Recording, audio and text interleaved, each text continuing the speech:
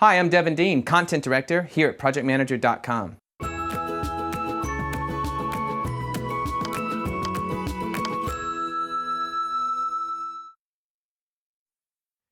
Today, I'm going to share with you 5 steps that I use when I initiate a project and get it across that start line.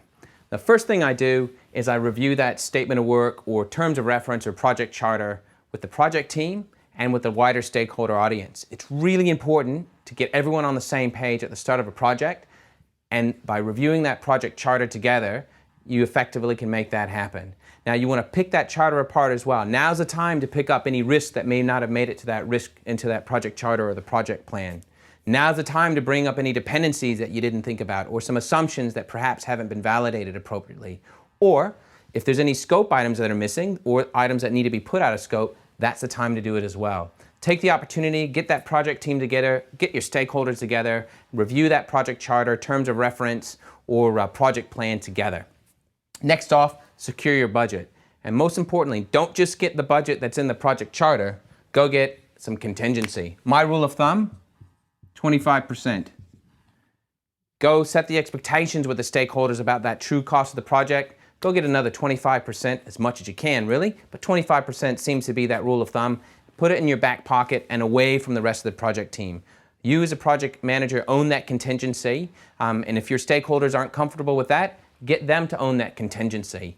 It needs to be a pot of money set aside to deal with any unforeseen items that might come up during the project. Also perhaps to deal with any of the changes that might come up as the project develops and some new features and functionality that they want developed. That's what that contingency is for.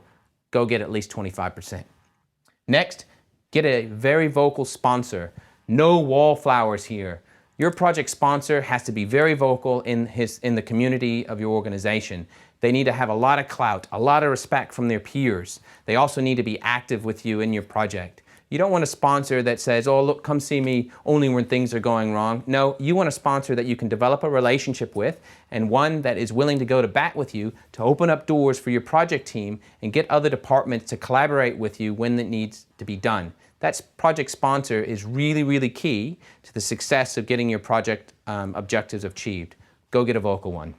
Next, go set up your steering committee.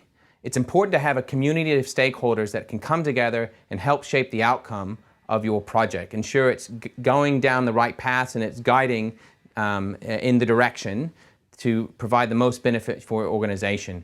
We've all been involved with projects where you've got that one loud stakeholder who may even be a bully, trying to be vocal and push their way in and hijack the project objectives to meet their own benefits only. A steering committee will help mollify that person, and they will ensure that the project actually retains its adherence to the scope and the objectives that it was set up to achieve. Go get that steering committee, get it set up. In fact, have that first steering committee meeting before you even kick off the project, which is the next step. Hold that kickoff meeting. Now it's really important to have a wide kickoff meeting with not just the project team, not just the stakeholders, but also the people who are going to benefit from that project. Maybe some of the people who are going to test the project, the ultimate owners of the project who are going to take the benefit of what you're delivering. Have that kickoff meeting to set their expectations about what you're delivering, when you're delivering it, and when they can expect that benefit to start affecting them in their daily life and what they're doing with their teams. Following these 5 simple steps during project initiation will help you get your project headed in the right direction right from the start line. Use our software to apply these techniques on your project. Come try us out at ProjectManager.com.